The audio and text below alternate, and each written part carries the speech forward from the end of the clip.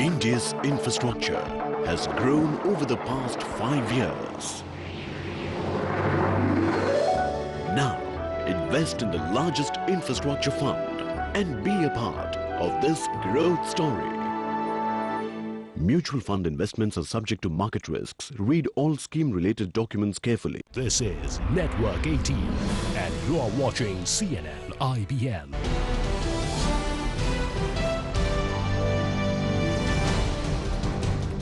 Good evening, you're with CNN-IBN. Up next, Karan Thapar plays devil's advocate with Arun Jaitley. But first, the headlines.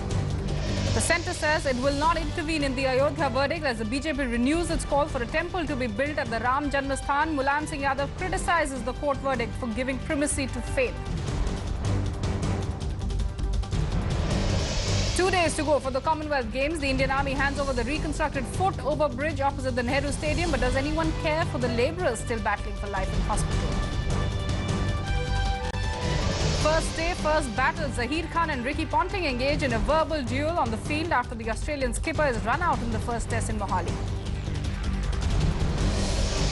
जब मैं पाकिस्तान की तरफ देखता हूं तो उधर मुझे कोई ऐसा सियासी अल्टरनेटिव नहीं नजर आता जो पाकिस्तान के अंधेरे में इस वक्त रोशनी दिखा सके. Pakistan is heading for another coup. Former President Pervez Musharraf on a day he officially launches his political party.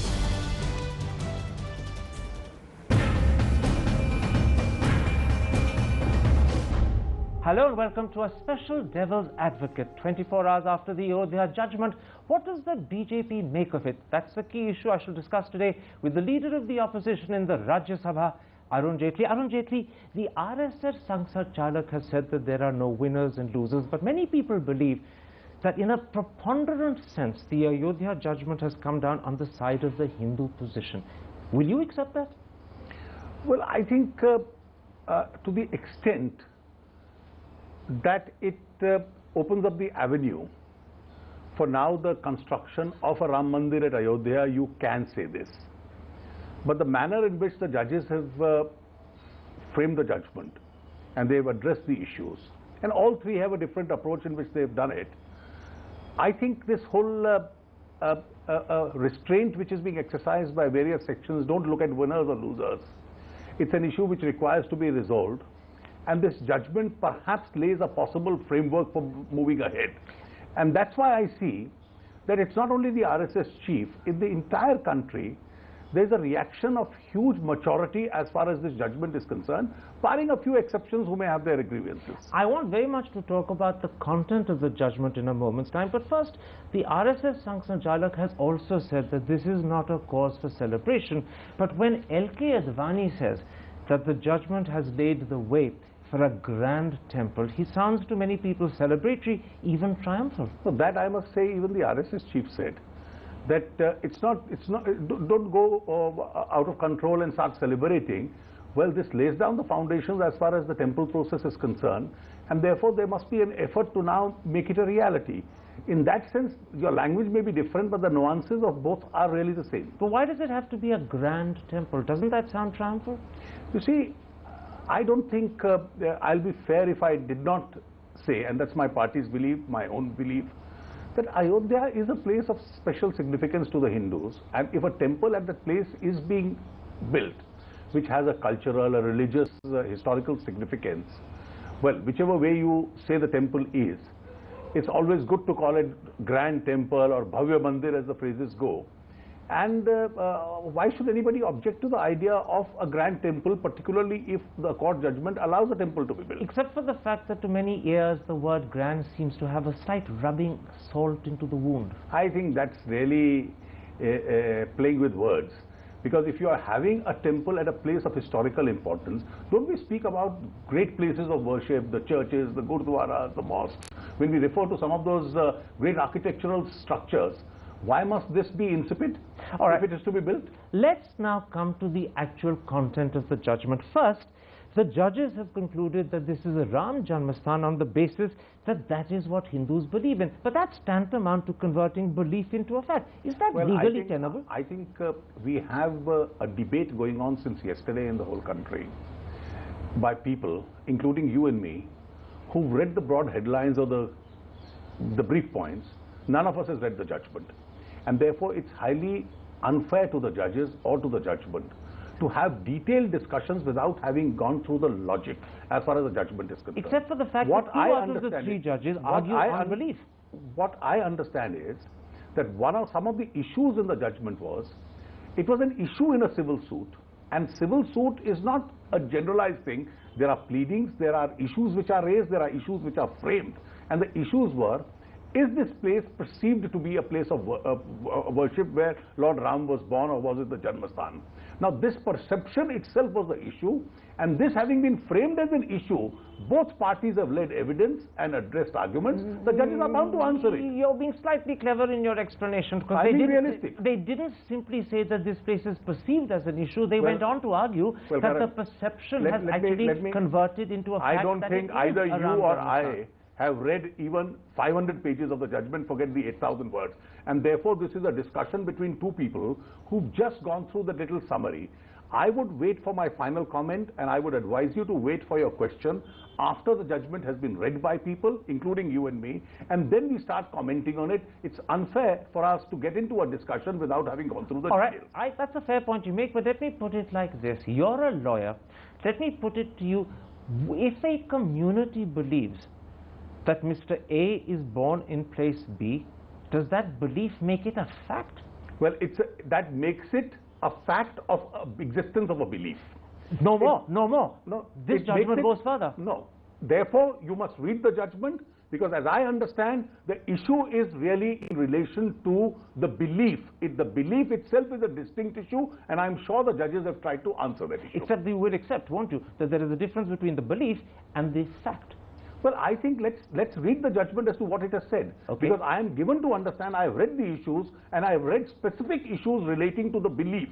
Parties have addressed each other, the court, on the existence of a belief, and therefore the judges have answered it. Let's not have a discussion which is devoid of the basic information. That's the text of the judgment. A second part of the judgment is that the judges have concluded that the mosque was built upon a previous structure, which they say was a Hindu temple. But that means that they've accepted without questioning an ASI report which is highly disputed and considered by many top historians to be questionable. Well, the views of those historians may be questionable. Ultimately, in a democratic society which is governed by constitutionalism, you can't have convenience as constitutionalism.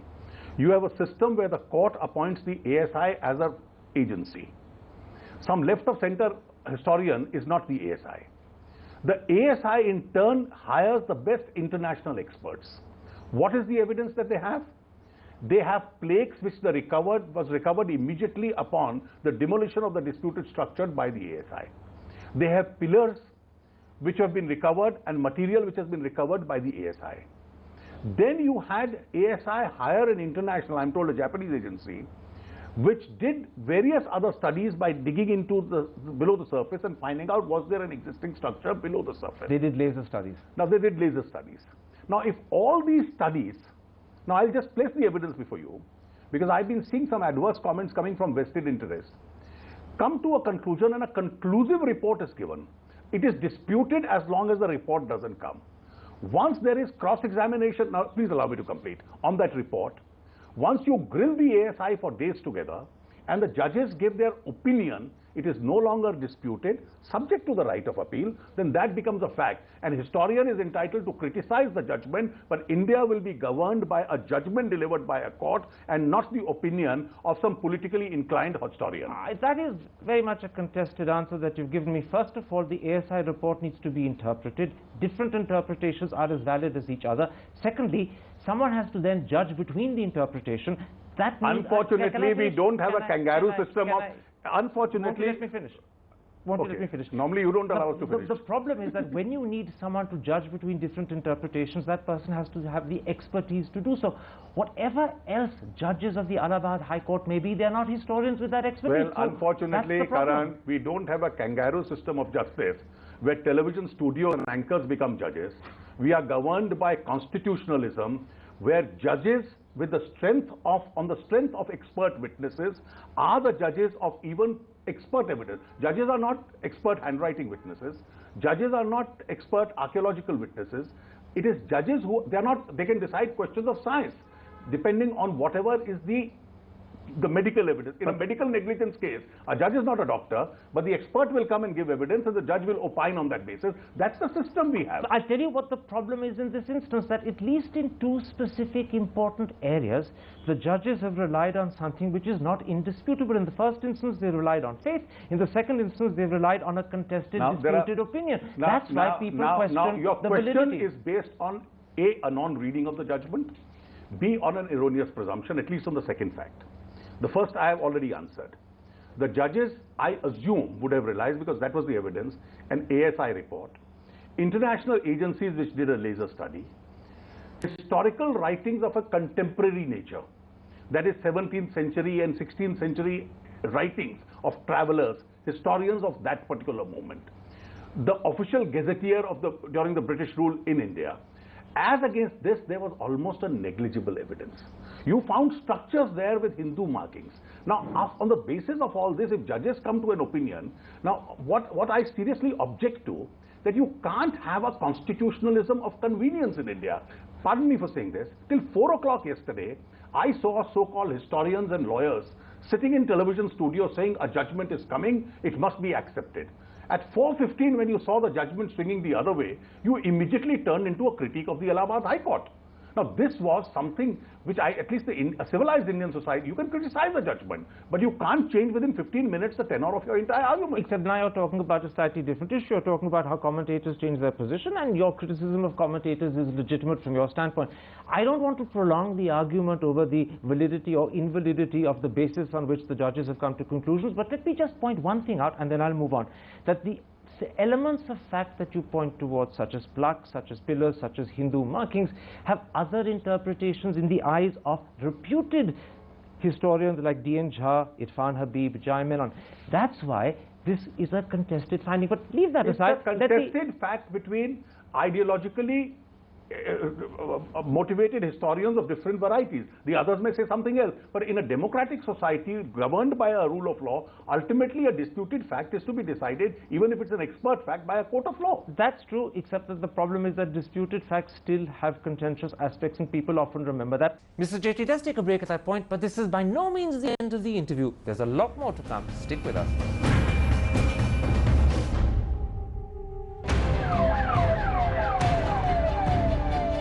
Ayodhya verdict is finally out. There are no winners and losers.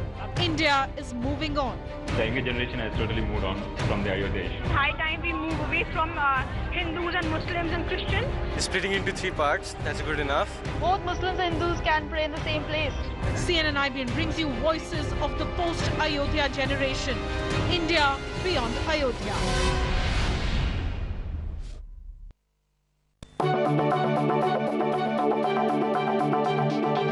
India's infrastructure has grown over the past 5 years. Now, invest in the largest infrastructure fund and be a part of this growth story. Mutual fund investments are subject to market risks. Read all scheme-related documents carefully.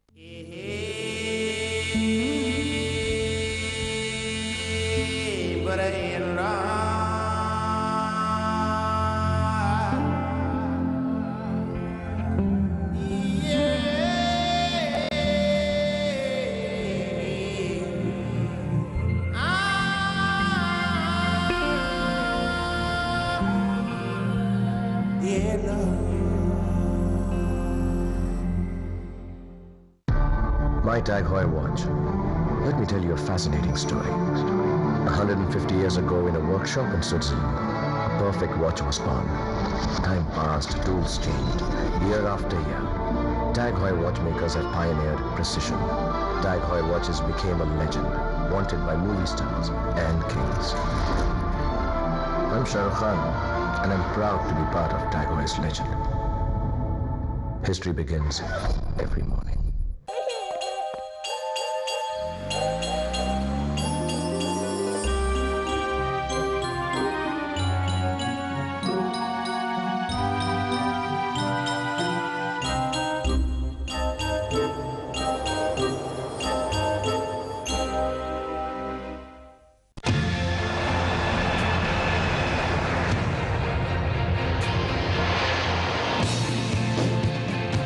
convenient flights.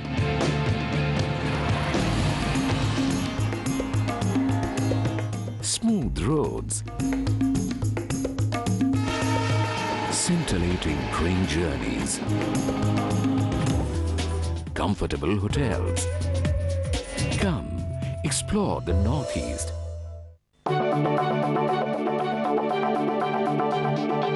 India's infrastructure has grown over the past 5 years. Now, invest in the largest infrastructure fund and be a part of this growth story. Mutual fund investments are subject to market risks. Read all scheme-related documents carefully. Breakfast. My bus. Oh, फिर से.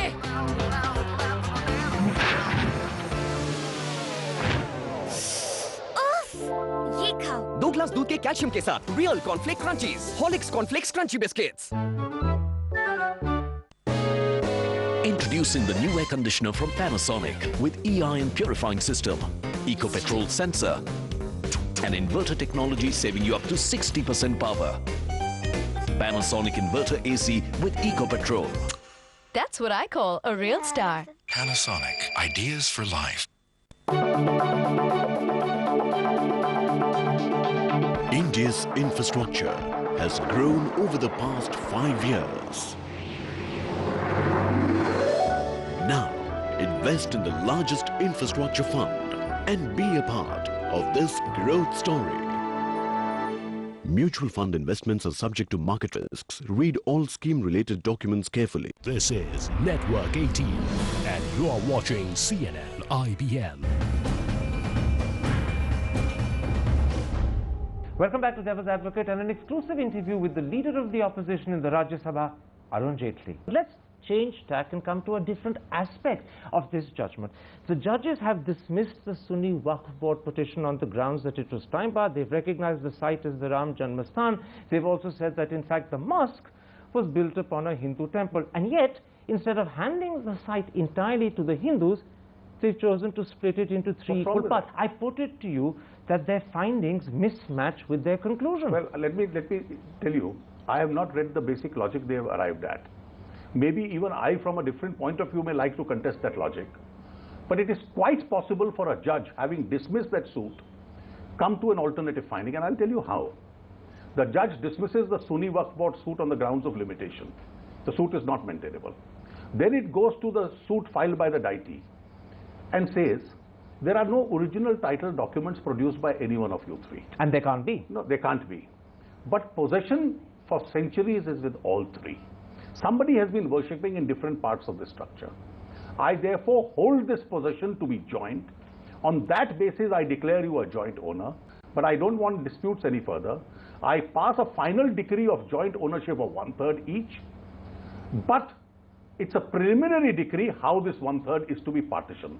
So in the deity's suit, having dismissed the Sunni Waqf Board suit on limitation, the court was perfectly entitled to come to this view. Maybe those appearing for the deity would still be entitled to say, having come to that conclusion, it should have given it to us entirely. But if the court came to an alternative view, it is not that as though it is some fanciful view, it is a plausible view, which on given facts may be possible. Somebody is entitled to come to an opinion that this should not have been done. This ground will be gone into I'll the tell appeal. you why I raised this issue. Many people have come to the personal conclusion that there is a strong element in the solution proposed by the judges of reconciliation, of compensation, of compromise. Are you, Arun Jaitley, and the BJP in agreement with that sentiment? Well, I don't think I will give a final opinion without having read the judgment. We have only made a limited comment that this judgment is a step forward in the construction of the temple. This judgment also lays down the foundations which, if it takes us on that track, will improve inter-community relations in India. It will also add to India's integration as a nation. That's a sufficient hint enough which we have given. But I must say that I found reaction of a large number of friends belonging to the minority community on television, which were also positive. I've spoken to a number of them. But however, there are some, both in the civil society as also in the political domain, who want to continue an Indian minority living in fear. They seem to be more disturbed than the minorities themselves. Okay, that again is your personal opinion, but let me tell you one of the problems with the three-way split in the land. How can you build a grand temple on 1/3 of the land? Well, I am not a great votary of giving it three ways. But assuming the court at some stage says, and that's the end of the dispute, you must leave it to the wisdom of people to work out solutions. There is a Supreme Court still which is awaited. There are parties which will be open to negotiations. And I think the resilience of Indian society is how to do it, the society will work it out. Without reading the judgment, in a 10-minute interview, you and I can't decide how it will be done. But there are cases in the world where it has been done, it's not impossible. It will be, or the court leaves an opportunity. If it can't be done here, for the mosque, give a land elsewhere from amongst the acquired land of the government. Therefore, court has various pragmatic options. But the court, therefore, has phrased it in a manner, it doesn't add to tensions, it dilutes tensions in India. Except for the fact that there is a second level of problem. After all, on the 1/3 given to the Sunni Waqf board, they are free to do what they want.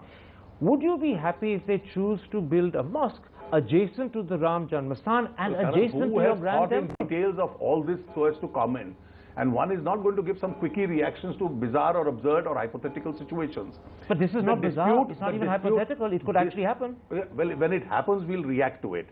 But today we are at an interim stage where the High Court has decided and given a particular roadmap. Parties are likely to move to the Supreme Court. Parties are also likely to sit for negotiations. And don't forget, in the course of all this, what is the future course?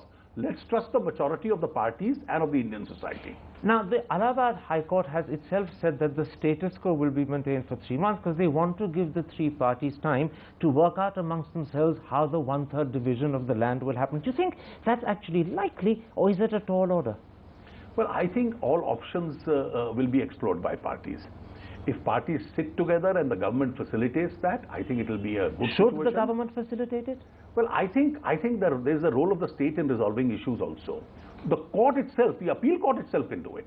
After all, the Supreme Court is going to be the appeal court as far as this is concerned. Courts also try and bring about full and final justice between the parties, and therefore there are various opportunities.